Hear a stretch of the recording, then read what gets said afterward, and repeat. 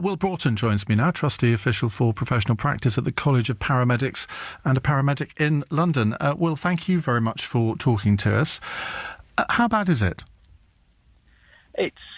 I think crisis is the right word to be using. It is bad. I've been doing a few shifts over Christmas and over the New Year period, and the delays at hospital, the waiting to hand over patients to the hospital staff seems to be getting worse and worse kind of year on year. Every year the winter pressure just seems to be that much worse, and I don't really know. There doesn't seem to be a clear solution at the moment. I'm going to go out on a shift with an ambulance crew in southwest London in the next couple of weeks. What do you think I'll see? I think you'll see a system that is under an awful lot of pressure to respond safely to the patients that are calling into 999. Within London, there are well over 5,000 999 calls a day made to the ambulance service. Not all of those people will receive a face-to-face response with an ambulance attendant, but it is absolutely a system under huge pressure to make sure that we get the ambulances to those people who absolutely need them. And every day that is a huge challenge for the ambulance service. I don't know if it's possible for you to even answer this, but of those 5,000 calls, how many do you think shouldn't have been made in the first place, on average? It depends on what definition we use for our ambulance service now. Traditionally, we have been an emergency service. More so now than ever, we are an urgent and emergency care service.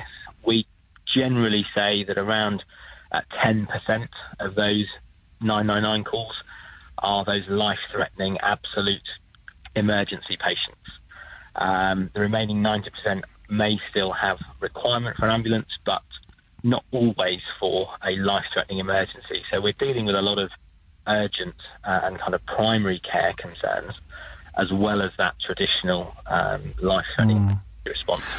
And how can you get through to the public that maybe in some circumstances they need to use other services and not ask for an ambulance? 'Cause it's quite a difficult one, isn't it? Because if you have a child who injures itself, the natural thing to do is immediately to call for an ambulance, whereas it might be better in some, I'm trying to think of an example here, but in some circumstances for them to be driven to the hospital rather than necessarily call an ambulance. Yeah, it is a really difficult one. Ambulance services up and down the country run public awareness campaigns throughout the year to try and reduce the demand on their service. And sometimes they find those campaigns actually increase demand because people are reminded that we're there, and we're in a very difficult position because if you do call 999 and your signs and symptoms that you give over the phone are such that an ambulance is required, then one will generally turn up fairly quickly. So you're getting a face-to-face assessment, in some cases quicker than you might be able to see your own GP. So we do provide a very good service in that regard. But encouraging patients to find other resources, it is difficult because emergencies are very subjective, and what is an emergency to a member of the public might not be seen as an emergency to us, particularly if we're discussing it after the fact. But I think to remove the kind of overwhelming demand altogether with just public awareness would be extremely difficult because it is so subjective. Well, thank you. That's Will Broughton, who is a paramedic in London and a trustee official for professional practice at the College of Paramedics.